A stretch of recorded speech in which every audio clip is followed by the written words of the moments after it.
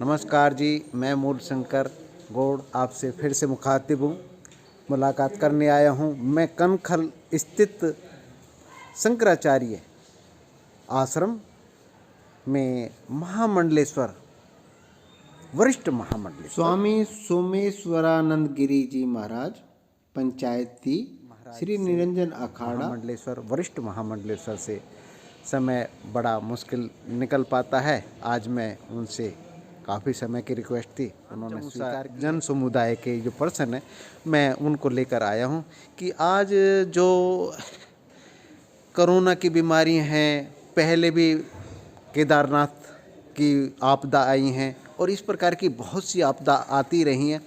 यह क्या कारण है, क्यों त्रस्त है इससे? स्वामी जी से हाथ जोड़कर प्रार्थना है कि इस पर प्रकाश डालें और अपनी कृपा बरसाएं। महामारी से त्रस्त क्यों है जी। प्राकृतिक आपदा आना एक संभाविक प्रकृति का सिद्धांत है। महामारी मनुष्य की अपनी ही विचारों को संग्रहित न करने की गलतियां, स्वच्छ मन नहीं होना, शुद्ध विचार नहीं होना, मस्तिष्क के ऊपर जो है अनावश्यक प्रभाव रहना ही महामारी को बुलावा है। जब हमारा मस्तिष्क स्वच्छ होगा तो हमारा शरीर स्वच्छ होगा, क्योंकि मस्तिष्क के अंदर 3 करोड़ कोशिकाएं हैं और 3 करोड़ कोशिकाओं में कितनी कोशिकाएं जागृत रहती हैं उस पर हम ध्यान नहीं देते। अगर हमारी 3 करोड़ कोशिकाएं अगर जिंदा है, वो 40 लाख छिद्र ये जिंदा हैं फेफड़ों के, तो उसको कभी भी महामारी नहीं पकड़ती जी।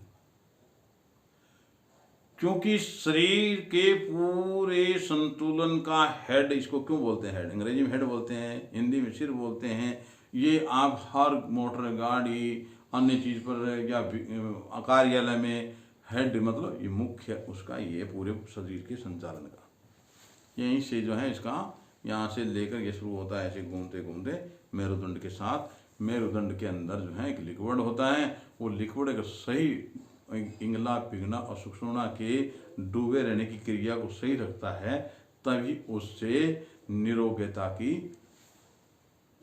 क्रिया शुरू होती है।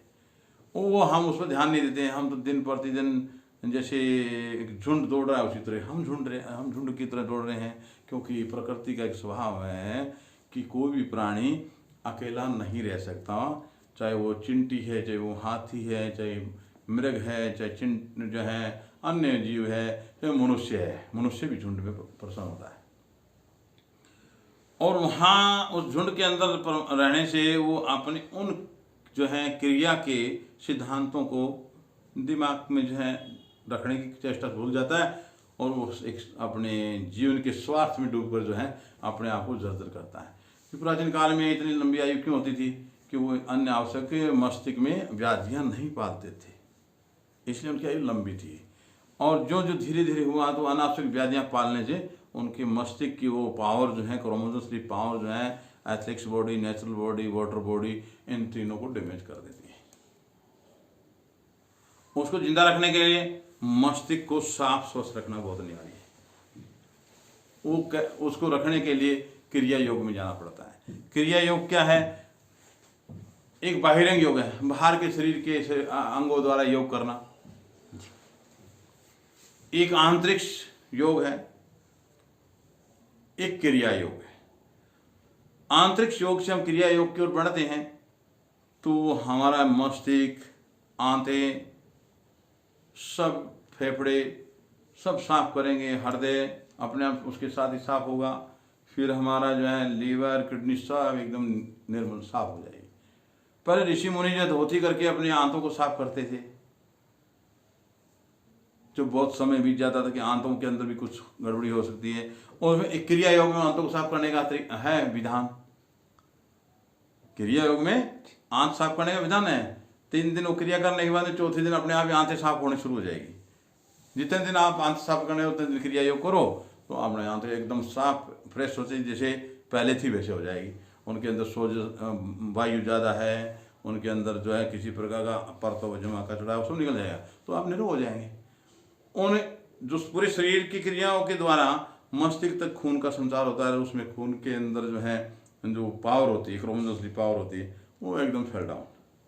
हम उस पर ध्यान नहीं दे रहे, हमारे दिमाग में तो ये रहता है ये कर लूँ वो कर लूँ, ये किया वो किया, ये है वो है, उससे हम अपने आप में व्यथित ले जाते हैं। इसलिए निरोग रहने की सबसे बड़ी कला एक ही है, क्रिया योग। और क्रिया योग से मनुष्य जर्जर नहीं होता जल्दी से, और ना उसको जल्दी से कोई रोग पकड़ता।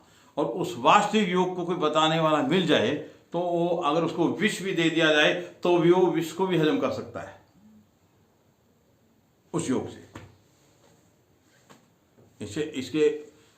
इस विज्ञान में ये जो ये 30-35 साल से लुप्त हो गया, 30 साल से लगभग लुप्त हो गया।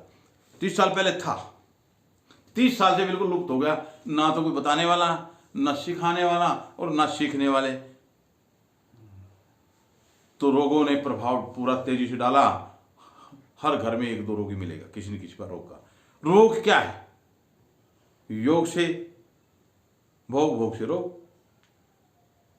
क्रिया योग से न भोग है, न रोग है, न लालसा है, न मीमांसा है, न पिपासा है, सब छूट जाएगी। शांत शीतलता की ओर चल जाएगा।